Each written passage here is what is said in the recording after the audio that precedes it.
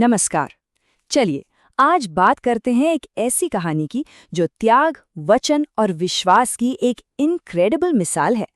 ये कहानी है खाटू श्याम जी की, जिन्हें हम सब हारे का सहारा के नाम से जानते हैं। मतलब वो जो हारते हुए को भी थाम लेते हैं। सोचिए, एक ऐसा नाम जो करोड़ों लोगों के दिलों में उम्मीद जगाता है।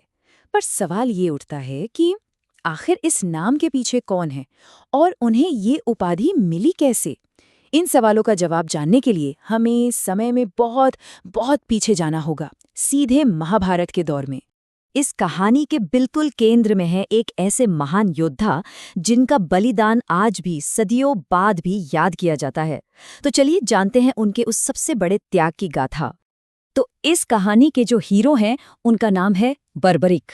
जी हाँ, बर्बरिक महाभारत के जमाने के एक ऐसे जबरदस्त योद्धा जिनके बल के आगे कहते हैं बड़े बड़े शूरवीर भी पानी भरते थे। अब देखिए, बर्बरिक का वंश ही वीरों का था। वो कोई और नहीं बल्कि महाबली भीम के पोते थे और घटोत्कच के बेटे। और उनकी माँ थी नाग राजकुमारी मोरवी। तो सोचिए, शौर्य तो उनके खून में ही था। इसी वजह से वो बचपन से ही एक कमाल के योद्धा बन गए थे। फिर बर्बरिक ने बहुत ही कठोर तपस्या की और उन्होंने प्रसन्न कर लिया भगवान शिव को। और जानते शिवजी ने उन्हें क्या वरदान दिया? उन्होंने दिए सिर्फ तीन अमोघ बाण। अमोघ मतलब जो कभी अपने लक्ष्य से चूक ही नहीं सकते। और यकीन मानिए, ये कोई मामूली तीर नहीं थे। इन 3 बाणों की ताकत तो बस पूछिए मत। पहला बाण वो सारे दुश्मनों को मार कर देता था जिन्हें खत्म करना है। दूसरा बाण वो उन सबको मार करता था जिन्हें बचाना है। और फिर आता था तीसरा बाण, जो एक ही झटके में सारे मार किए हुए दुश्मनों का सफाया कर देता था। मतलब समझ रहे हैं, बर्बरिक अकेले सिर्फ एक पल में पूरे युद्ध का नतीजा बदल सकते थे। इसीलिए तो उन्हें 3 बाणधारी कहा गया। और यहीं से कहानी में आता है सबसे बड़ा ट्विस्ट। बर्बरिक ने अपनी माँ को एक वचन दिया, एक ऐसा वचन जिसने उनकी पूरी जिंदगी, उनकी पूरी नियति तय कर दी।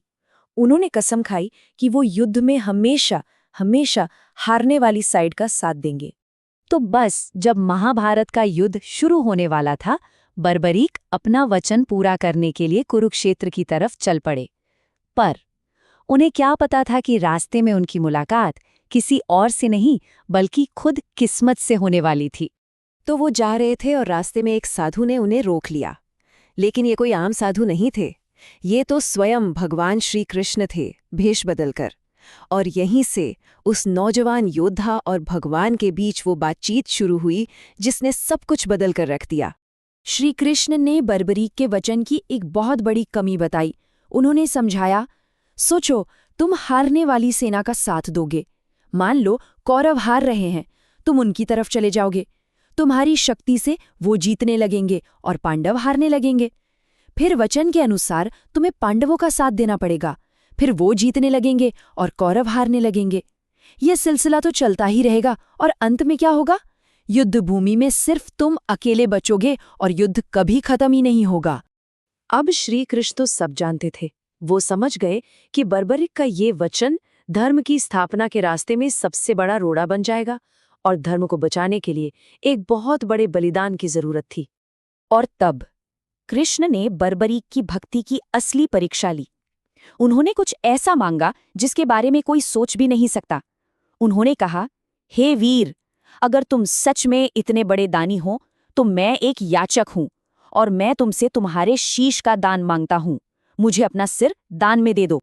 एक पल के लिए सब कुछ शांत हो गया, सन्नाटा। बर्बरिक ने उस साधु की आंखों में झांका और उन्हें पहचानने में एक पल भी नहीं लगा। वो समझ गए कि ये कोई आम साधु नहीं बल्कि तीनों लोकों के स्वामी स्वयं भगवान विष्णु उनके सामने खड़े हैं।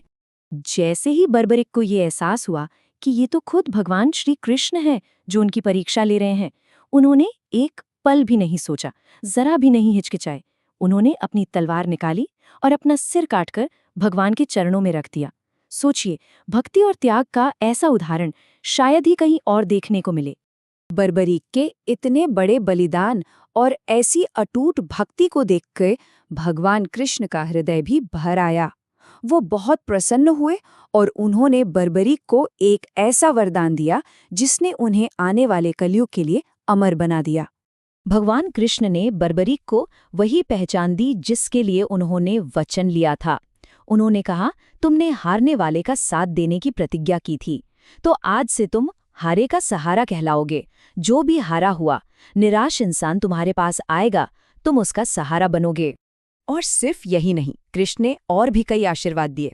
पहला, कि उनका सिर महाभारत का पूरा युद्ध अपनी आंखों से देखेगा। दूसरा, कि आने वाले युग में, मतलब कलयुग में, लोग उन्हें मेरे ही एक नाम श्याम से पूजेंगे।